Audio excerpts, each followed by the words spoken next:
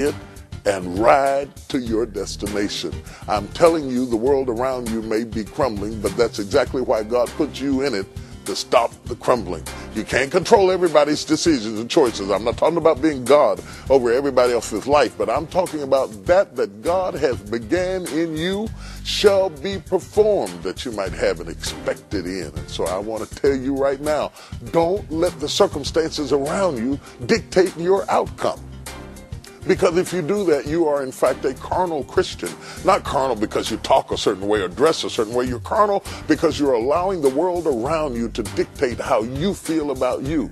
You become spiritual when you take authority over the situation and float your boat in a water that may be tempestuous and filled with a storm, but you can refuse to sink until you can say, "Peace, be still." And Jesus appears in the room and comes for an audience of one. Thomas wasn't so much a doubter as he was simply discouraged. Discouraged, the absence of courage. He was losing courage because believing hurts. Can I go deeper with it? Believing hurts. Believing will get you in trouble. Believing will make friends walk away and leave you.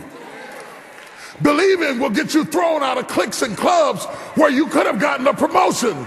Believing will stop you from sleeping with the boss like the other girl did to get the position. Sometimes it hurts to believe. Believing will cause you to give your all and see nothing in return.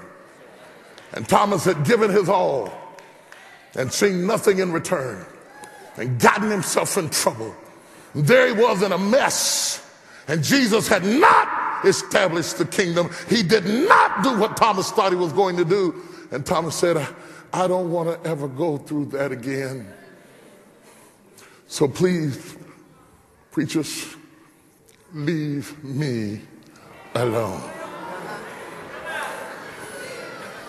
Don't encourage me.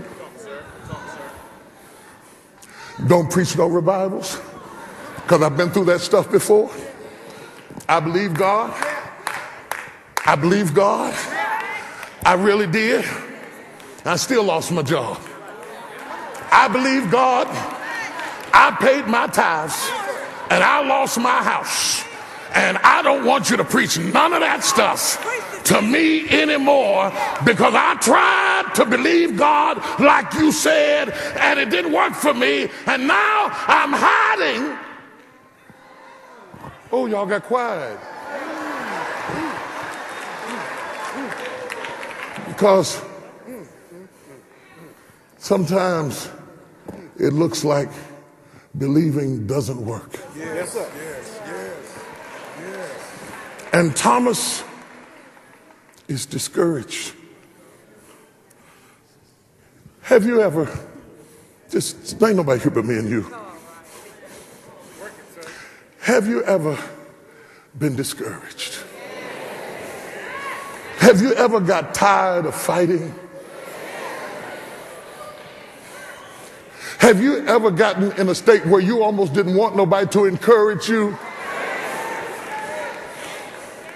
Like the woman in the Bible who says, don't even tell me I'm going to have a child. Don't even say it. I don't want to believe again and get excited again and get disappointed again. And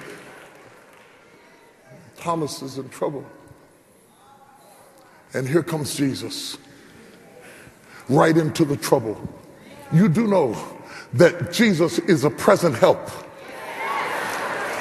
in the time of trouble. See, you think that the Lord only comes to the saint that's jumping and shouting about the victory.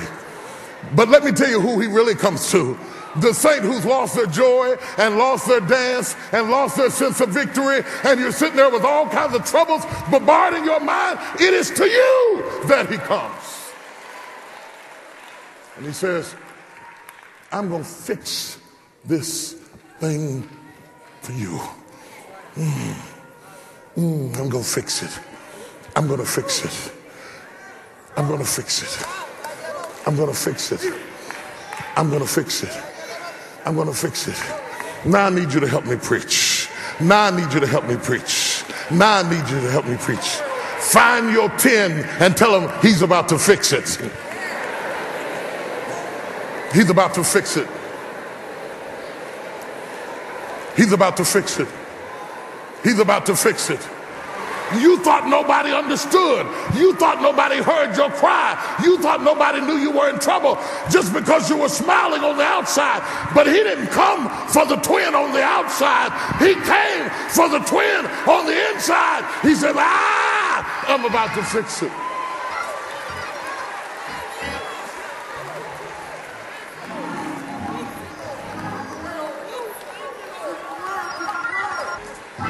You might be saying, preacher, I don't have the faith that I used to have. I don't care. It's not about the faith that you have. It's about the faith that God has for you. Jesus prayed for you. He already did the work. All you got to do is stand still and see the salvation of the Lord. Nod your neighbor and say, wait on it.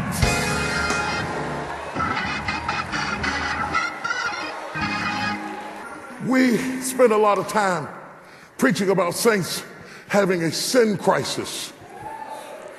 But the real trouble is having a faith crisis. The sin is a symptom. The unbelief is the roots. And here comes Thomas to Jesus.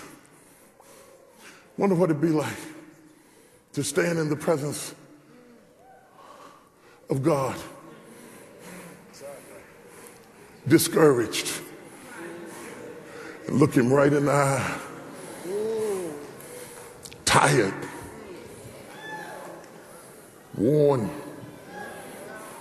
no longer believing that God could save that husband of yours. No longer believing that you could get out of that rut. And yet you come to church and stand in the presence of God. You got the nerve to sit in the presence of God worried.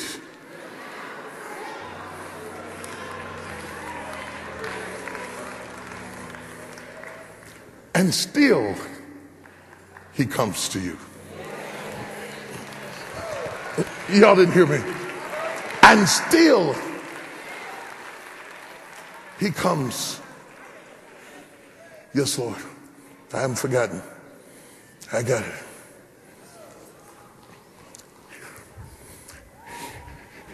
He said, tell my people that I am available to them.